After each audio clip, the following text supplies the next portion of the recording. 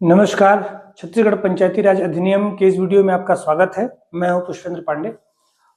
आज अपन इस वाले वीडियो में देखेंगे पंचायत की समितियां, कौन कौन सी समितियां होती है पंचायत में, ग्राम पंचायत में, जनपद पंचायत में और जिला पंचायत में समितियां कैसी होती हैं। तो ग्राम पंचायत की समितियां थोड़ी अलग होती हैं, लेकिन जो जनपद और जिला की समितियां होती हैं वो लगभग एक जैसी समितियां होती हैं, इसलिए मैंने जनपद और जिला के लिए एक साथ लिख लिया है और ग्राम पंचायत की जो समितियां हैं उनको हमने एक बार लिख लिया है। ग्राम पंचायत की जो प्रमुख समितियां होती हैं, जो समितियों का जो वर्णन किया गया है वो पंचायती राज अधिनियम 1993 की जो धारा है 46 में किया गया है, यानी 46 नंबर की धारा में समितियों का उल्लेख किया गया है। जबकि जनपद और जिला के पंचायतों का जो समितियों का उल्लेख किया गया है वो धारा नंबर 47 में। तो याद रखिएगा 46 और 47, 46 पे ग्राम पंचायत की समितियां, 47 में जनपद और जिला की समितियां। दूसरा, ग्राम समितियों में अधिक से अधिक 5 समितियां हो सकती हैं, मतलब 5 समितियां से ज्यादा नहीं हो सकती हैं, और इससे ज्यादा अगर समिति चाहिए तो फिर कलेक्टर साहब से अनुमोदन लेना पड़ेगा, यानी कलेक्टर के अनुमोदन से इन समितियों का 1 से 5 से अधिक समितियां निर्माण कर सकते हैं। तो कम से अधिक क्या चाहिए, इनमें 5 समितियां कम से कम हो सकती हैं, लेकिन अधिक से अधिक 5 समितियां से ज्यादा ग्राम पंचायत में नहीं हो सकती हैं। लेकिन वहीं जनपद और जिला में अगर आप देखें तो जो समितियों की संख्या होती है कम से कम 5 होगी और अधिक से अधिक 7 होगी। लेकिन अगर कलेक्टर साहब चाहें तो समितियों की संख्या क्या कर सकते हैं, बढ़ा सकते हैं। अभी फिलहाल इतना ही है, ग्राम पंचायत में 5 समितियां, जबकि जनपद और जिला में 5 से 7 समितियां, यानी कम से कम 5 और अधिक से अधिक 7। ग्राम पंचायत में कौन कौन सी समितियां, 5 समितियां। सामान्य प्रशासन समिति, सामान्य प्रशासन समिति जिसमें सामान्य कामकाज चलते हैं। खास बात क्या है कि इसका जो सामान्य प्रशासन समिति का जो अध्यक्ष होता है वो अलग से चुना नहीं जाता है, बल्कि जो सरपंच होगा वो ही सामान्य प्रशासन समिति का क्या होगा, अध्यक्ष होगा। दूसरा, सामान्य प्रशासन समिति में बाकी जो जितने भी समिति के सदस्य हैं वो सारे समिति के अध्यक्ष, सारे समितियों के जो अध्यक्ष हैं वो सामान्य प्रशासन समिति के सदस्य होते हैं। क्या ध्यान रखना है आपको कि जो सामान्य प्रशासन समिति का जो अध्यक्ष होता है वो हमेशा सरपंच होगा, जबकि सामान्य प्रशासन समिति के जो सदस्य होंगे वो बाकी समितियों के अध्यक्ष होंगे। ठीक है। अब जो शिक्षा एवं स्वास्थ्य समिति होती है, समाज कल्याण समिति होती है, उसके अध्यक्ष होते हैं उप सरपंच, यानी दूसरी समिति है। तीसरा समिति, ये अनिवार्य रूप से, ये कैसा है, अनिवार्य रूप से इन दोनों का ध्यान आपको रखना है कि अनिवार्य रूप से यानी सामान्य प्रशासन समिति के जो अध्यक्ष होंगे वो सरपंच होंगे, जबकि जो शिक्षा समिति के जो अध्यक्ष होंगे वो कौन होंगे, उप सरपंच होंगे। फिर निर्माण एवं विकास समिति, जो निर्माण कार्य होगा या कोई विकास कार्य होगा उनसे संबंधित समिति के होंगे। कृषि राजस्व एवं वन समिति, यानी कृषि अगर कोई है, खेती बाड़ी का कोई मामला है तो ये समिति उसके लिए बनी हुई है। राजस्व यानी जो लगान वगैरह लेना है उनके बारे में जो समिति बनी है, या कोई टैक्स लेना है तो भी उनकी समिति है। फिर वन समिति, वनों का संरक्षण वगैरह कैसे करना है उनके लिए समिति का निर्माण किया गया है।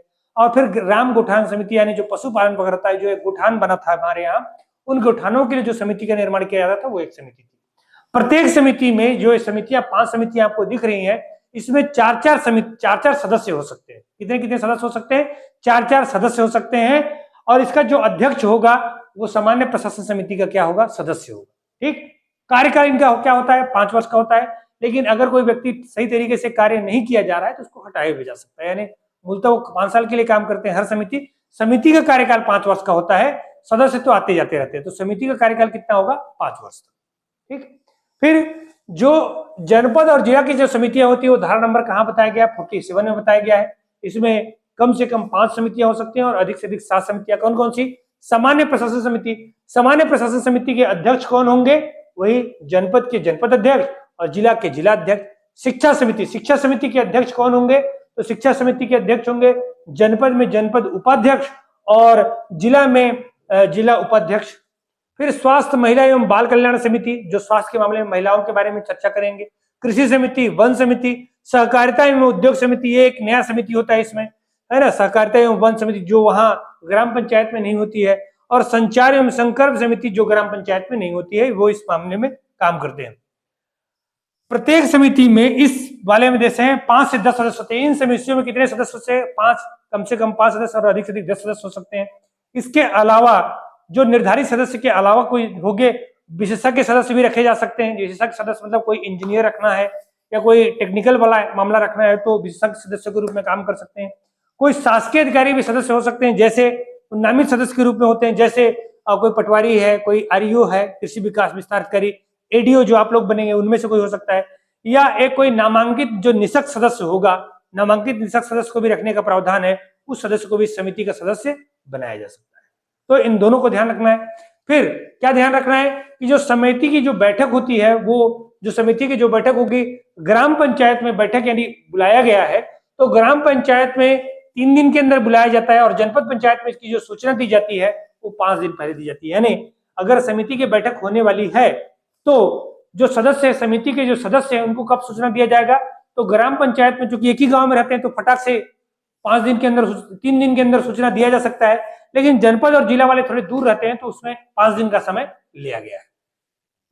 फिर अगर समिति की बैठक बुलानी हो यानी मांग करनी हो तो कैसे बैठक बुलाई जा सकती है, तो आधे से अधिक सदस्य, जो आधे से यानी 50% सदस्य भी अगर चाहें तो बैठक क्या कर सकते हैं, बुला सकते हैं। तो आधे से अधिक करने का मतलब है इसमें जो है एक जो 7 समितियां होती हैं और 7 इसमें सदस्य होते हैं अधिक से अधिक 3 सदस्य, यानी एक समिति में 4-4 सदस्य होते हैं, तो 4 सदस्य अगर हैं तो यहाँ पर 3 सदस्य भी अगर बुला लें तो आधे से अधिक हो जाएगा। तो आधे से अधिक कितना हो जाता है, हर समिति में 4 सदस्य होने हैं तो आधा हो गया 2, और 2 से 1 ज्यादा होना चाहिए तो अपना क्या हो गया 3 सदस्य भी अगर चाहें तो बैठक बुला सकते हैं।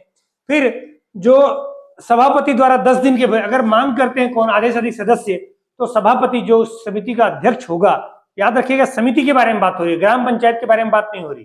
तो समिति की जब बैठक होगी तो उसके जो सभापति होंगे, जैसे सामान्य प्रशासन समिति के सभापति कौन होते हैं, सरपंच ही होता है, और शिक्षा समिति के सभापति कौन होते हैं, उप सरपंच होता है। तो वो क्या कर सकते हैं 10 दिन के अंदर बैठक बुला लेंगे, ठीक है। फिर सामान्य प्रशासन समिति के जो समिति के जो अध्यक्ष होते हैं सदस्य, यानी जो अध्यक्ष होगा सामान्य प्रशासन समिति का, वो तो कौन होता है, जो ग्राम पंचायत के मामले में सरपंच होते हैं और जिला और जनपद के मामले में अध्यक्ष होते हैं। लेकिन इनका सदस्य कौन होगा, तो बाकी समिति के जो सदस्य होंगे वो इनके सदस्य के रूप में काम कर रहे होते हैं। सामान्य प्रशासन समिति इस्तीफा नहीं दे सकती, मतलब बाकी अगर समिति कार्य न करना चाहे तो सामूहिक रूप से इस्तीफा दे सकते हैं, लेकिन सामान्य प्रशासन समिति इस्तीफा नहीं दे सकती, क्योंकि अगर वो इस्तीफा दे दिया तो सरपंच नहीं रहेगा, सरपंच नहीं रहेगा तो पूरी तरीके से पंचायत भी नहीं रहेगी अब, ठीक। तो सामान्य प्रशासन समिति के लोग इस्तीफा नहीं दे सकते। फिर शिक्षा समिति के अध्यक्ष कौन होते हैं, या तो उप सरपंच होते हैं या तो उपाध्यक्ष।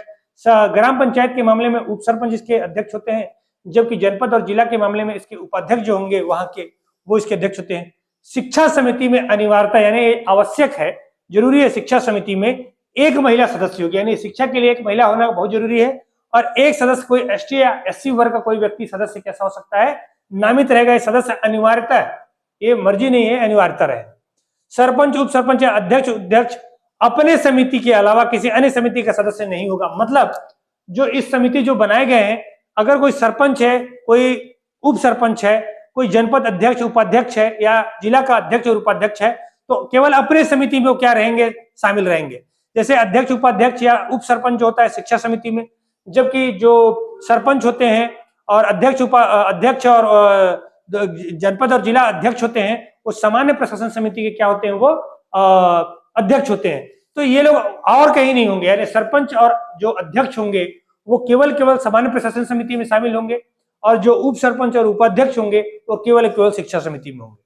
समिति की संख्या अगर बढ़ाना चाहते हैं कि जैसे इस समिति की संख्या, इसमें समिति की संख्या 5 होती है, इसमें 5 से 7 होती है, तो अगर समितियों की संख्या बढ़ाना है तो आपको कलेक्टर को आवेदन करने का, ग्राम पंचायतों को कलेक्टर साहब के पास आवेदन करना पड़ेगा, और कलेक्टर साहब के अनुमोदन के पश्चात ये क्या किया जा सकता है, समिति बढ़ा सकते हैं। जैसे कुछ पंचायतों ने और कुछ जिला या जनपद पंचायतों ने स्वच्छता समिति नाम की एक नई समिति गठित की जो स्वच्छता का कार्य देखती। तो ये सारी चीजें आपको क्या करनी है, ध्यान रखनी है। तो क्या ध्यान रखेंगे आप कि जो पंचायत की समितियां हैं वो ग्राम पंचायत की समिति 46 में और जनपद और जिला पंचायत की समिति 47 में। ग्राम पंचायत में 5 से 5 समितियां हो सकती हैं, जबकि जनपद और जिला में 5 से 7 समितियां हो सकती हैं। फिर प्रत्येक समिति में 4-4 सदस्य होते हैं, और ये समितियों के नाम याद रखिएगा। सामान्य प्रशासन समिति के अध्यक्ष जो सरपंच या जो जिला या जनपद के अध्यक्ष होते हैं, जबकि शिक्षा समिति के जो अध्यक्ष होते हैं वो उप सरपंच होते हैं या फिर उपाध्यक्ष होते हैं, ठीक। और सदस्यों की समिति का जो अध्यक्ष होगा वो कौन निर्धारित करता है, यानी हर समिति में एक अध्यक्ष होगा। तो हर समिति का जो अध्यक्ष होगा वो कौन निर्धारित करेगा, तो उस समिति के सदस्य जो 4-4 सदस्य हैं वो डिसाइड करेंगे कि अध्यक्ष कौन रहेगा। फिर समिति की संख्या ये कौन डिसाइड करता है कि हर समिति में संख्या कितनी होगी, ये तय करते हैं सदस्यों की संख्या के आधार पर वो ग्राम पंचायत ही तय करेगा, यानी पूरी ग्राम पंचायत ही तय करती है कि हर समिति में सदस्य कितने रहते हैं। अभी सामान्यतः 4-4 सदस्य हैं। ठीक, तो इन सारी चीजों को आपको ध्यान रखिएगा। मिलते हैं नेक्स्ट वीडियो में, तब तक के लिए बहुत बहुत धन्यवाद।